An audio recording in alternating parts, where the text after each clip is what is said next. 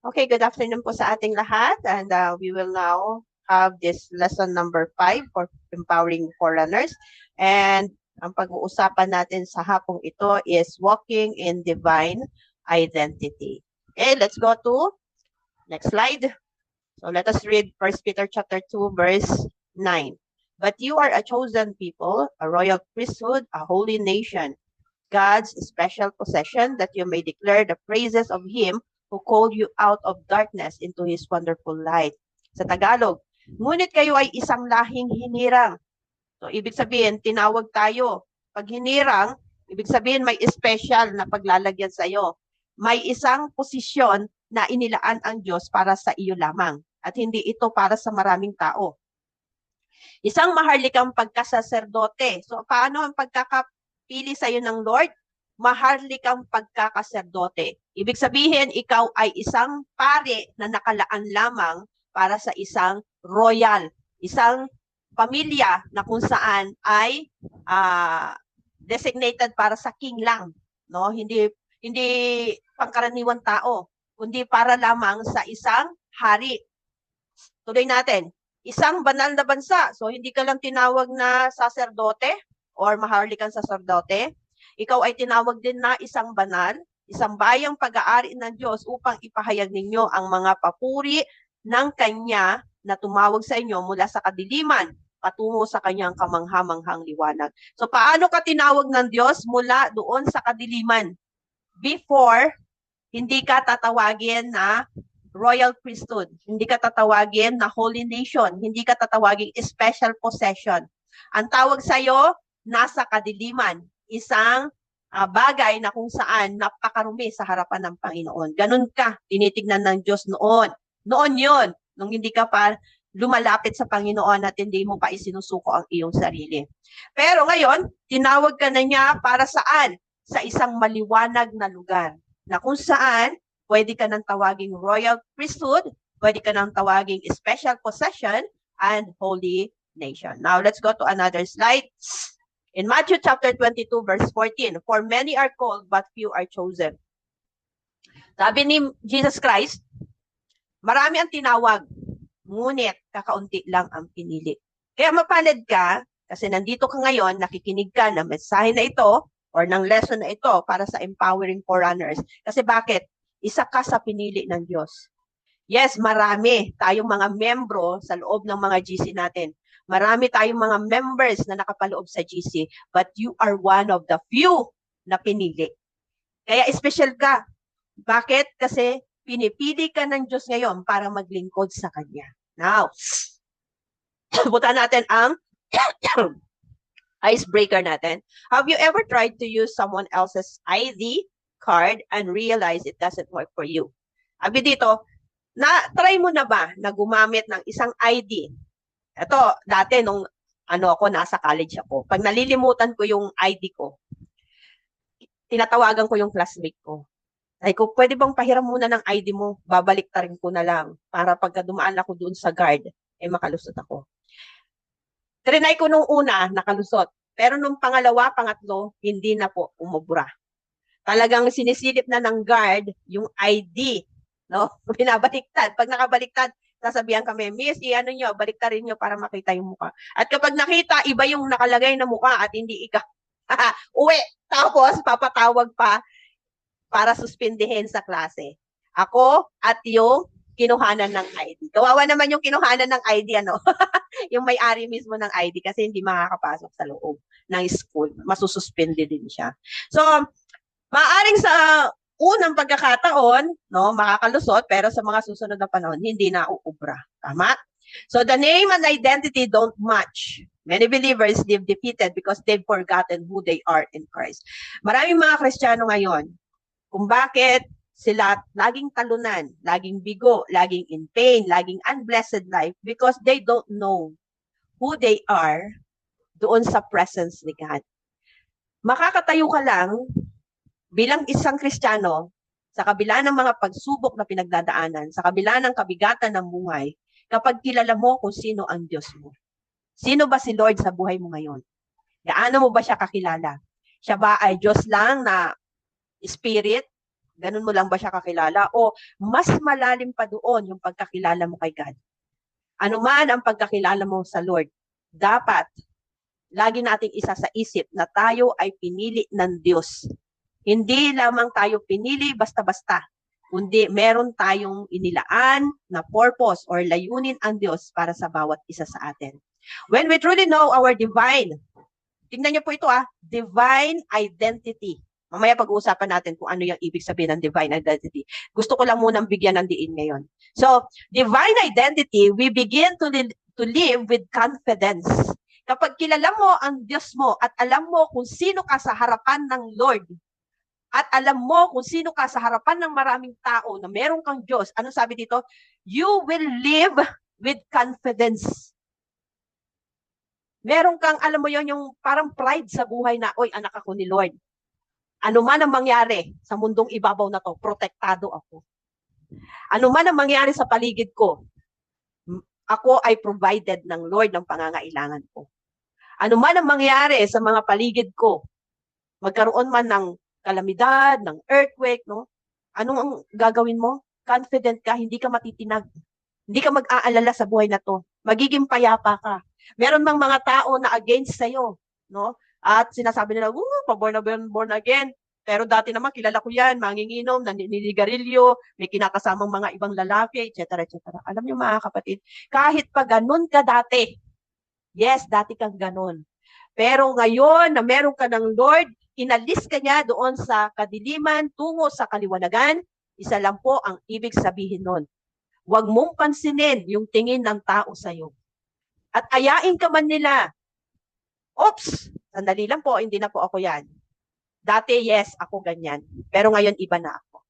Meron na akong kilalang Diyos. Therefore, lalakad ako ayon sa kalooban ng Diyos. Tandaan niyo po, ano ang title ng ating pinag-aaralan ngayon? Walking in Divine Calling. So, ibig sabihin, may pagkatawag ang Diyos. May purpose sa iyo ang Lord. Pero, bago mo ma-attain yung purpose na yan ng Lord, you have to walk divinely ayon sa pagkatawag ng Diyos. Okay? Now, let's go to another slide. We are chosen by a divine God.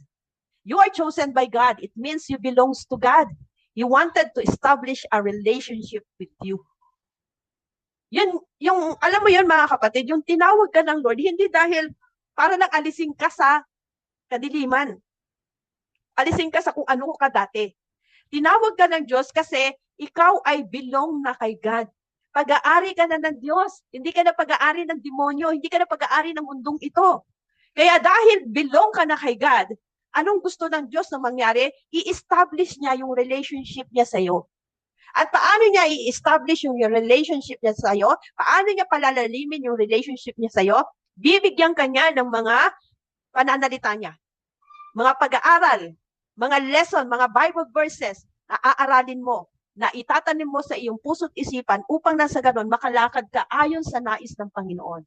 Kaya kung wala yung word ni God sa buhay mo, hindi ka makakalakad ayon sa kalooban ng Diyos. Kaya nga maganda yung nakakadalo ka ng Bible study kasi nakikita mo yung tamang direksyon na tutunguhin mo bilang mga tinawag ng Lord.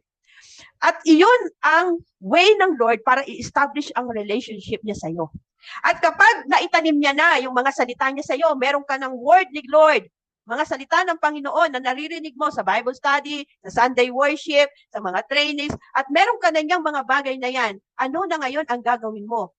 Ikaw ngayon ay bibigyan na ng Lord ng testing. Tignan ko nga kung yung lahat ng mga naririnig niya ay naunawaan niya talaga. Kaya bibigyan ka ng pagsubok ng Lord. Like correction, rebuke, no? Yung mga situation sa buhay mo, mga tao sa paligid mo, aawayin ka, no? Iinisin ka ng mga anak mo or kahit sino man tao. Lahat yan ilalagay sa iyo ng Lord. Bakit?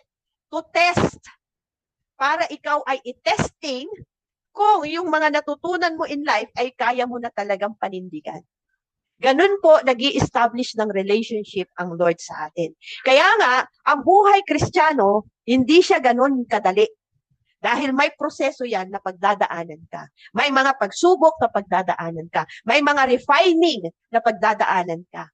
Merong pag-aalis ng mga bad character na meron ka sa nakaraan. Unti-unti aalisin ng Lord yung mga bagay na yan sa buhay mo upang nang sa ganon, makalakad ka divinely. Kasi ang tumawag sa iyo ay divine. When we say divine, it is holy, it is righteous. Kaya kung ang Lord ay gusto niya makipagrelasyon sa iyo, dapat holy ka din. Dapat righteous ka din. Hindi pwedeng ang nakikipagrelasyon sa Diyos na isang banal at isang righteous na at makapangyarihan pa, yung taong kaharap niya, hindi po malinis. Hindi po yung katanggap-tanggap. Mamaya po, tignan niyo po ha, kung ano po yung papel ng isang priest. Mamaya papaliwanag ko po yan para unti-unti maintindihan po ninyo. Now, another thing is that you are chosen by grace. Hindi ito sarili natin na hinanap ko ang Lord. Hindi po. Ang Diyos ang humanap sa iyo. Biruin mo sa dami-dami ng tao sa Facebook, isa ka sa mga kinausap ko. Kung tutuusin, pwede naman akong pumili ng ibang tao. Pero bakit pangalan mo yung pinili ko at ilagay ko sa GC? Kasi pinili ka ng Lord. Amen? Grabe yun ha. Ang dami-daming OFW, ang dami-daming mga Pilipino. No? Sa iba't ibang bansa. Pero bakit isa ka sa mga pinili ng Diyos? O Eva, ito ang kunin mong pangalan at ilagay mo sa GC. Bakit kaya ganun? Hindi ka ba nagtataka? Lord, bakit ba ako napunta sa GC na ito? Catholic ako, Lord May paniniwala akong ganito na dapat sumasamba kami sa mga ribulto. Amen? Pero ano sabi ng Lord? Pinili ka kasi niya Ito ay isang divine na pagpili, isang holy na pagpili sa iyo. Kaya mga kapatid, all you have to do is to live out by faith. Panindigan mo na pinili ka ng Diyos. Amen? Huwag po tayong magsasabi ng ayaw ko na, Lord. Napapagod na ako sa buhay Kristiyano. Huwag pong ganun. Lagi niyo pong tatandaan, ang pumili sa inyo ay Diyos na lumalang ng langit at ng lupa. Hindi siya basta-basta Diyos. Siya ay isang divine God. Kaya ang mga pinili niya ay isa ring divine people. Okay? Now, chosen for a purpose. Ano ang pagkatawag sa iyo ng Lord? Meron ka kasing purpose. Meron kang mission. And as a chosen people, you are to reflect God's character. Bilang tinawag ng Diyos, kinakailangan po ang character ng Lord nakikita sa atin. Kaya yung pag-accept mo kay Lord Jesus Christ, hindi nagtatapos yun doon. Nagpapatuloy ito sa pag-build up ng tamang character na nangmumula sa Panginoon. Christ-like character, God character. Okay? And what else? To bear fruit, para ikaw ay mamunga. No? Hindi lang ikaw ang makakakilala, kundi dapat meron ka ring mga maidadala sa Panginoon. Sino na po ang nadala natin sa Panginoon? Magtanong nga ako ngayon, meron na po ba tayo nadadala sa Panginoon? Baka mamaya wala. Ang fruit po na sinasabi dito, dalawang bagay po yan. Fruit, pagdating sa character, and fruit, pagdating sa tao. Inakailangan po bilang isang pinili ng Diyos, hindi lang character ang namumunga. Ano pa? Dapat meron na rin po tayong nadadala sa Lord. Meron na ba, mga kapatid? Dapat yan po ang ilagay natin sa isipan natin. And become useful for the ministry of reconciliation. Ito po yung topic natin noong nakaraan. Oh? Pinili tayo ng Diyos para saan? For the ministry of reconciliation. Para mag-mediate sa pamamagitan kay Jesus Christ at sa tao na makasalanan. Ikaw ang gagamitin ng Diyos para dalhin ang tao patungo kay Jesus Christ. Kaya kung wala ka nadadala para kay Jesus Christ, ang tawag po natin dyan is not a living sacrifice. Dead sacrifice po yan. Because as a living sacrifice, meron ka dapat nadadala sa Panginoon. Meron ka dapat na di-disciple sa Panginoon. Kaya dapat ginagampanan natin yung pagiging or pagkatawag sa atin ng Panginoon. Ano sabi ng John chapter 15 verse 16? You did not choose me, but I choose you and appointed you. Ano sabi ni Jesus Christ? Hindi ikaw ang pumili sa Kanya, kundi siya ang pumili sa iyo. In-appoint ka ni God, ni Jesus, para saan? Para gamitin Kanya sa ministry ng reconciliation. Okay, now, for the life application, when life makes you feel rejected or overlooked, remember God's choice defines your worth, not people's opinions. So kung merong mga tao sa paligid mo, no, pinagtatawanan ka dahil nag-share ka ng gospel, pinagtatawanan ka kasi umalis ka na doon sa pagiging Catholic or sa anumang membership ka meron dati na church at inalis ka ng Lord dyan dahil mali yung mga faith nila, mali yung mga doktrina nila, at dinala ka ng Lord sa ganitong church na kung saan doktrina ng Bible ang pinag-aaralan, ano man ang sabihin ng tao sa paligid mo. Dating ganito yan eh. Hindi naman kapani-paniwala yan. Baka scammer. No? Ano man ang sabihin nila, huwag niyo po silang pakinggan. So what does other people view you? Ano ang pagkatingin sa iyo ng tao ngayon? How does it feel you? So mga pastor, ito po ay screenshot nyo para mamaya sa inyong discussion sa GC. Hindi na ako magdi-discuss dito kasi we don't have any time. So doon na po kayo mag-discuss sa GC. Itanong nyo po ito, Pastora Gina, Pastora Edna, Pastora Melissa, and of course, Pastor Russell. Itanong nyo po ito sa mga members ninyo. No? Kapag nagkanda kayo ng inyong mga Empower GC, so itanong nyo po ito. Okay, now let's go to number 2. Pointers number 2. We are royal priests. He has made us kings and priests to serve God the Father in Revelation chapter 1 verse 6. Anong sabi ng Revelation chapter 1 verse 6? Tayo ay ginawa ng Diyos na maging hari. Hindi hari na kagaya niya ha. Hari na mababang hari. Okay? And priest. Isang pare. So, ang priest ngayon ay hindi na lang yung nakikita nyo sa templo. Simbahan. Ang priest ngayon, tayo na ito. And we are not just a priest. Remember this, you are a royal priesthood. Meaning, pinili ka para mag-serve sa hari. Mamaya po, pakikinggan natin yan. As a royal priest, we have a special purpose. Only for the king. We only serve God and not other God. So ano yan? As a royal priest, ano ang special purpose mo? To serve only the king. Who is the king? God. And who is the prince? Jesus Christ. So, sabi dito, wala kang ibang sasambahin maliban sa kanila. The Holy Spirit, the Father God, and Lord Jesus Christ. Hindi mo pwedeng sambahin ang mga rebulto. Hindi mo pwedeng sambahin ang mga priest mismo sa loob ng church, no? Parang takot ka na hindi mag-serve dahil yung pastor mo matigas sa'yo. Hindi po ganun 'yon. Okay? Dapat nagse-serve tayo because we wanted to serve God and not because we have this fear from our leaders. Okay? So as believers, we are chosen by God. We carry both royalty and being priest. This corresponds with great responsibility. Mamaya pag-aaralan natin. Meron akong mga pictures dito para makita niyo po ano ang responsibility ng isang priest. We have access to God's presence as priest and authority to reign with Christ as royalty. So, dati, pakita ko lang po muna sa inyo ang slide na to. So, here is the tent of tabernacle. So, pagka aalis yung mga Levites, yung mga Israelites, sorry, not Levites, but Israelites, aalis sila sa isang lugar, itutupi nila yan, tatanggalin nila itong mga kahoy-kahoy na ito na nakapaligid. Okay? At itutumba nila itong tent of tabernacle. Aalisin nila itong mga panghugas ng kamay, dito yung hinahain yung mga tupa, dito naman kinakata yung mga tupa or mga hayop, no? Ngayon, itong tent of tabernacle na ito, itong buo na ito, sino ang pwedeng pumasok dito at sino yung mga nandito sa loob at sino yung nandito? Now, let me give you an idea.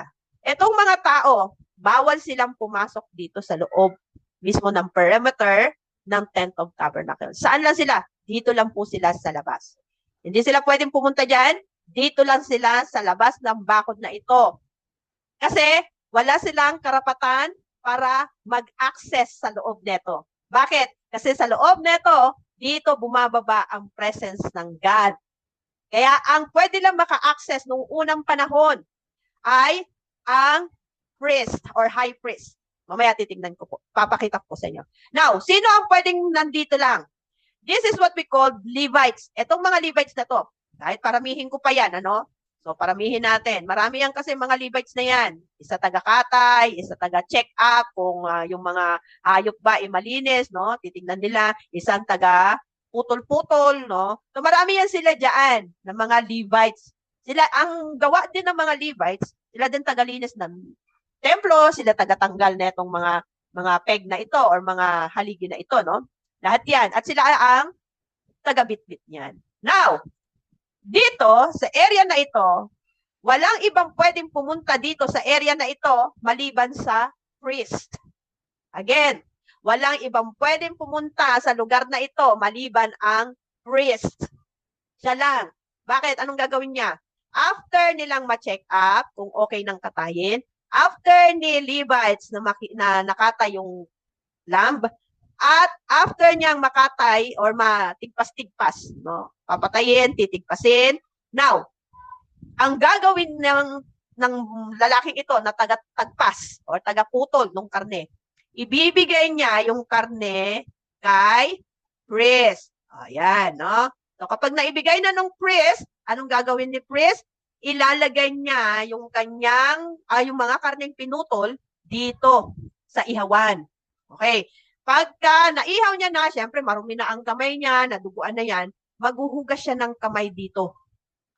And then after nan, nahugasan niya na yung kamay, malinis na siya, kukunin niya ngayon yung haing handog. At kakatok siya dito, tok, tok, tok, tok, tok. Tatawagin niya yung high priest. Okay, sige, puntahan nga natin dito. Okay, so ito po yung mga responsibility nila. Yung Levites responsible for examining the offering, assisting the priest, and maintaining the cleanliness of tabernacle. Ang priest naman is responsible to sacrifice portion of the lamb. And the high priest is responsible to offer the portion of that lamb or meat doon sa loob ng Holy of Holies. Now, tingnan natin. So here is the tabernacle. Diba? Sabi ko sa inyo, ito yung mga paligid ng mga pader. Now, nakita nyo kanina, ito, no? Ito. So, ito yan. Ang tawag natin dito is the tent of tabernacle. Now, anong meron dyan? Dalawa po, nahahati na portion ang tent of tabernacle. Ito yung buong tabernacle. Alright? So, ang tawag natin, kasi hinati yan ng kurtina, ito ay extended dito, ha? So, ibig sabihin, itong portion na ito, at itong portion na ito, magkahiwalay yan at nahahati ito sa isang makapal na kurtina. Now, ang tawag natin sa lugar na ito ay the holy place. Dito tumatambay ang high priest. Dito naman sa labas, kagaya ng sinabi ko sa inyo kanina, no? Ito, si priest, naghugas ng kamay, nagluto, kakatok kay high priest. So, ito na yan. Ito si priest, kakatok siya. Bit-bit-bit niya na yung haing handog. At kapag ibigay niya na, ito po ay tuloy-tuloy yan, ano? Tignan niyo po ito, ha? Ayan, may kortina, no? Ayan. So, ibig sabihin, ito po. Kasi ano lang to, vision lang to kung anong meron sa loob. So, ito po ay nakatakip na kortina dyan. At kapag sinabi niya na, oh, high priest. Oh, sino yung isa sa mga high priest noong unang panahon? Si Aaron. High priest, luto na po. Pwede na pong ihandog sa Panginoon. Ngayon, kukunin ngayon ni high priest yung handog. Sisilip siya dyan sa kortina at kukunin yung handog at ibibigay ngayon sa kanya ni priest. At kapag nakuha niya na yan, magsisindi na ngayon ng kandila itong si high priest. Ito yung mga kandila. No? Magpupunta siya dito, maglalagay siya ng unleavened bread at ito ay ilalagay niya sa platito. At dito niya ilalagay yung unleavened bread at saka yung lamb na naihaw. Ngayon, ang tawag natin dyan ay sacrifice of worship. Para saan? Para na sa ganon, bumaba ang presence ng Lord at tanggapin niya yung worship na ginagawa ng tao. So noong unang panahon, hindi ka pwedeng basta-basta na lang makapag-worship sa Lord. Maraming seremonya bago ka makapag-worship sa Lord. So ano nang gagawin ni high priest? At kapag sindi na siya ng mga insenso, nausukan na yan, at na yung lamb, ito na, no, naihain na, pati yung unleavened bread, naihain na. At nakita na ni high priest, no, humingi na siya ng sorry sa Lord, nagpakalinis-linis na siya, kaya bawal siyang humawak ng mga ang high priest. Noong unang panahon, bawal siya humawak ng mga karne, bawal siya magkatay kasi bawal. Kailangan malinis ka talaga as in, hindi lang physically na malinis, kundi spiritually malinis ka. Malinis ang iyong isipan, malinis ang iyong puso, as in holy na holy ka. Ngayon, anong gagawin niya? Kapag holy na siya, at sa tingin niya napatawad na siya ng Lord. Kasi malalaman naman nila yun kapag pinatawad na siya ng Panginoon, bababa yung ulap. O, gusto niyo makita ang ulap? Sige, mag-insert tayo ng ulap. Ayan. So, bababa ngayon itong ulap na ito dito. Ito si God. Ito yung presence ni God, hindi mismo si God. Okay? Ito yung presence ni God. At bababa yan hanggang dito sa pinakaloob-loob na tinatawag nating the most holy place. Dito lang pumapasok si God. dito lang siya nakikipag-communicate sa most holy of holy. Hindi dito sa holy place. Sa most holy of holies. Kaya nga, itong high priest na ito, meron siya dito sa mga garment niya na maliliit na mga bell. At meron siyang tali dito sa ilalim ng kanyang paa, sa isang paa niya. Para ano? Para kapag itong high priest na ito, hindi siya holy at pumasok siya dito sa most holy of holies at nakipag-communicate siya kay God, mamamatay siya kagad. At kapag namatay siya, no? At namatay siya, yung paa niya na may tali, hihilain na lang yan ng priest. Papasok si priest at hihilain palabas itong si high priest at dadalhin na ang kanyang bangkay, no? Doon palabas sa tent. Kita niyo? Kung paano po? So, ganyan po yung pangyayari noong unang panahon. Ganyan katindi ang pag-offering at ganyan katindi ang pag-worship noong unang panahon. Ngayon, kapag walang bumabang ulap, tanggalin natin yung ulap na yan. No? Kapag walang bumabang ulap, itong si high priest, hindi siya pwedeng pumasok sa most holy place kasi wala naman si God. Hindi bumaba yung presence ni God. Kaya anong gagawin niya? Makikipag-usap siya sa pare at sasabihin niya, hindi tinanggap ni God ang worship ng tao. Hindi tinanggap ni God yung offering ng tao. Kaya sabihan mo sila, mag-fasting sila. Mag-pray sila. Lumuhod sila, humingi sila ng tawad sa Lord at mag-offer sila ng sin offering. Now, ano naman ang sin offering? Okay, kanina, worship offering. Ngayon naman is sin offering.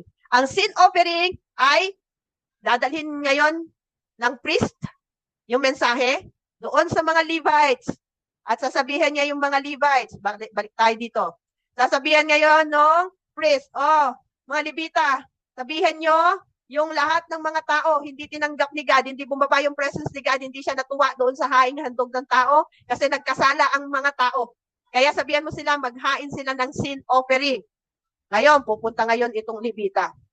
Sasabihan niya ngayon, sabi ngayon ng ating high priest at saka ng priest, hindi tinanggap ng Diyos, hindi bumaba ang presence niya, kaya maghain kayo ng sin offering.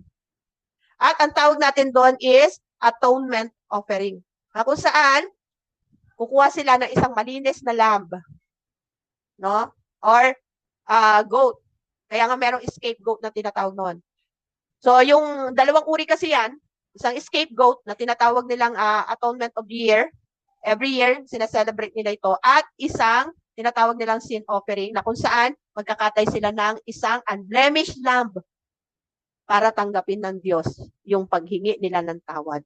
At kapag ang mga taong ito ay nagbigay na ng kanilang offering, ng sin offering, same thing, na ritual, kakatayin uli at ibibigay na naman sa priest at itong si priest pupunta na naman kay high priest at anong gagawin? Magbibigay na naman siya. Eto na yung sin offering nila. Naluto na. Sige, pupuntahin ko na. Ngayon, mag-aalay na naman uli siya ng pagsamba sa Lord. Mag-aano na naman siya. At kapag bumaba na ang presence ng Lord, that's the time na anong gagawin? Papasok na ang high priest sa loob ng most holy of holies. So, ganun po katindi yung responsibility ng isang priest. Royal priesthood ka pa. Naglilingkod ka sa Lord. Kaya nga, noong unang panahon po, mga kapatid, matindi ang responsibilidad ng isang royal priesthood. So, ano ang responsibilidad natin sa panahon natin ngayon since tayo ay mga tinawag ng pari, saserdote? We need to offer our lives as a living sacrifice, a surrendered life with holiness. Anong ginagawa ng mga saserdote dati? Hindi sila, magmula nung tinawag sila na maging pare or high priest, hindi na sila nagtatouch, hindi na sila humahawak ng anumang mga bagay na unclean. Ang kasalanan po sa harapan ng Diyos ay unclean. Therefore, nagiging marumi tayo sa Lord kapag nag-start na naman tayo na magsabi sa Lord na ayaw ko na Lord na mag-serve sa iyo. Nagkakasala po tayo. At kung bumabalik tayo doon sa dati nating kalagayan na makasalanan tayo, hindi po tayo pwedeng tawaging saserdote ng Diyos. Dahil ang saserdote ng Diyos, dapat malinis siyang humaharap. Kaya nga sa loob ng templo, hindi pwedeng ang pastor walang pagtitiwala sa Diyos dahil siya ang nangangalaga sa tao. Ang isang tinawag ng Diyos para maglingkod sa Kanya, hindi pwedeng sila po ay unclean. Dapat living sacrifice. Paano yan? Ngayon, pastora, sa panahon natin, lahat pala tayo tinawag na pare. Yes, hindi lamang ang pastor, ang pare sa loob ng church. Lahat po tayo. Therefore, dahil lahat tayo ay tinawag na pare sa loob ng church o sa panahon natin ngayon, dapat tayo ay living sacrifice, holy and acceptable to God. Nagkakaunawaan po ba tayo, mga kapatid? Pangalawa, we must proclaim who God is to other people. So, dapat nagpo-proclaim tayo. Anong ginawa ng saserdote, nung high priest kanina? Siya ang nagsasabi, hindi tinanggap ng Diyos. So, ngayon, tayo po ang tagapagsabi nun sa tao. Hindi tayo katanggap-tanggap sa Diyos kapag wala kang relasyon kay God. Kaya, dapat ipaalam mo sa tao na kinakailangan niyang bumalik sa Panginoon para maging katanggap-tanggap sa God. Ganon ang ginagawa ng mga pare noong unang panahon. Sila ang tagapagsabi sa tao kung tinanggap ng Lord o hindi. Sila. Hindi ka lang naman tatanggapin ng Lord kung wala kang relasyon sa Kanya. Pero kung tinanggap mo si Jesus Christ as Lord and Savior at nagpapatuloy ka sa paggawa ng tama, therefore, tinanggap ka ng God. Now, ano pa ang ginagawa ng isang royal priest? Siya po ay nag-i-intercede, nananalangin. Nakita nyo kanina? Siya po yung nananalangin. Yung high priest, no? Siya po yung nananalangin sa loob. Tinataas niya, hinihingi niya yung mensahe ng Lord kung anong dapat gawin ng lahat. At ire-relay niya na naman ito doon sa pare, at yung pare ire-relay naman sa Levita, at yung Levita ire-relay sa tao. Ang haba ng proseso nung unang panahon. Buti na lang ngayon, direkta na tayo sa Lord. Kasi lahat tayo priest na. Kaya direkta na tayo nakaka-access kay God. Hindi kagaya noon. At pang-apat, serve and become God's representative who imitate His character. Dapat ganito na tayo ngayon. Since we are called as ambassador of God and priest of God, therefore, we are representative of God. At hindi pwedeng ang representative ni God ay hindi niya kamukha. Kaya nga, yung mga ministers, yung mga ambassadors, di ba, pagka pumunta sila sa mga bansa, nakabihis din talaga sila ng maayos. At nire-represent nila ng maayos yung hari. Kasi, ambassador sila eh. Ganon din tayo sa Lord. Amen? Now, anong pinagkaiba again ng Old Testament priests sa panahon natin ngayon, ng mga priests na tinawag tayong lahat? Limited lang po ito sa mga Levites. When we say Levites, hindi yung pantalon. Okay? Limited sa Levi, ibig sabihin, isang tribu lang ito. Pero ngayon, lahat ng believers pwede nang tawaging royal priesthood. Now, noon, ang sacrifice, ang way of sacrifice is animal sacrifices para sa pag-worship at sa pag-aalis ng kasalanan. But today, we have our spiritual sacrifices. Ano yon? Itong body na ito. Hindi tayo pwedeng pumasok sa templo na marumi pa. Kaya bago pumasok sa templo, magpakalinis-linis na tayo doon sa bahay. Mag-pray na tayo, Lord, patawarin mo po ako. A-attend po ako ngayon ng gawain. Sana, Lord, linisin mo na ako. And even kahit sa mga ganitong Bible study, humingi ka na ng tawad, lalo na kung nakakaisip ka na, Lord, ayaw ko po dumalo. No? Ayaw ko po dumalo ng gawain, Panginoon, tinatamad ako. Magpakalinis ka sa Lord. Kasi bakit? Hindi katanggap-tanggap sa Lord, kahit nakikinig ka ng message ngayon, kung hindi malinis ang isip mo at puso mo. Amen? Kaya bago ka dumalo ng gawain, malinis ka na dapat sa harapan ng Panginoon. Hindi pwedeng tumanggap ng biyaya ng Diyos. Di ba sabi nga ng Bible, huwag mong ibigay ang perlas sa baboy. Ano ibig sabihin ng Biblia nung sinabi niya yon sa Mateo? Sinabi ni Jesus Christ. Huwag mong ibigay ang salita ng Diyos doon sa mga baboy. No? Doon sa mga tao na naglulublob pa rin sa putikan. Hindi pwedeng ganon. Kaya kailangan ang perlas, yung word ni God, ibibigay lang ito doon sa mga taong malilinis. Kaya bago ka pumunta sa gawain, Bible study man yan, training man yan, Sunday worship man yan, magpakalinis ka muna sa Lord bago ka pumunta doon. Amen po ba? Nagkakaunawaan po ba tayo lahat?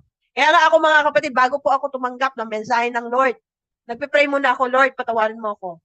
Lord, I don't have anything. Lahat sa iyo, Panginoon. Kaya ano man ang sasabihin ko, magmula ito sa iyo. Linisin mo ako para maging kagamit-gamit ako. Laging ganun ang prayer ko. Bago po ako tumanggap ng message, bago ako mag-deliver ng message. Hindi ako basta-basta na humihingi na lang ng wisdom. Hindi. Nagpapakalinis muna ako sa Panginoon. Kasi sacred ang salita ng Lord. Perlas ito. Hindi ito pwedeng ibigay sa baboy na naglulublog pa rin sa putikan. Kaya, kung gusto mo talaga na ikaw ay matawag na royal priesthood, no, ikaw ay mananampalataya na nagsusulong ng gospel ni Jesus Christ, anong gagawin mo? Magpakatino. Amen?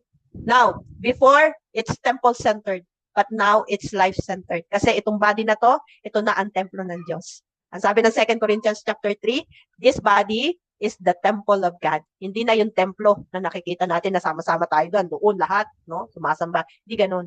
Dati noon yun. Pero ngayon, ito na, ang katawan na to, ang templo ng Diyos. And, dati, high priest lang ang pwedeng maka-access kay God. Pero ngayon, lahat tayo, pwede na. Amen? Kasi we are now called as priest of God. Now, number 3, we are set apart to reflect His glory. Let your shine before others that they may see you, good deeds, and glorify your Father in heaven. So ano ang number 1 na goal natin? That is to glorify God by using this body to serve the Lord. Amen? Now, we are God's special possession called out of darkness into His light. Our identity carries a purpose to display His glory in how we live. Like Moses was face shone after being with God, we reflect God's glory when we spend time in His presence. That is why, as a Christian, as a believer, as a follower, as disciple of God, anong dapat ginagawa natin? As a priest, as a holy nation, anong dapat ginagawa natin? We must become holy in the presence of God. We must live and walk divinely according to what has God called us to be. Hindi pwedeng tinawag tayo ng Lord as priest, pero hindi natin ginagawa yung responsibility ng isang priest. Pray for each one. Intercede for each one. Become holy. Ano pa? Prepare yourself as a living sacrifice and serve God to give glory in His name. Amen? And for our conclusion, your divine identity is not based on what you've done, but on what Christ has done for you. Yes, etong buhay na to, mahirap baguhin. Hindi natin kayang baguhin ito kasi mas pinipili ng katawan natin ang gumawa ng kasalanan, ang maging tamad sa pagsiserve. Tama po ba ako? Pero, dahil kay God, dahil kay Jesus Christ, gagawin natin ang bagay, lahat ng bagay, to give glory to God. Yung pagsiserve mo, to give glory to God. Yung pag-aayos mo ng buhay mo, to give glory to God.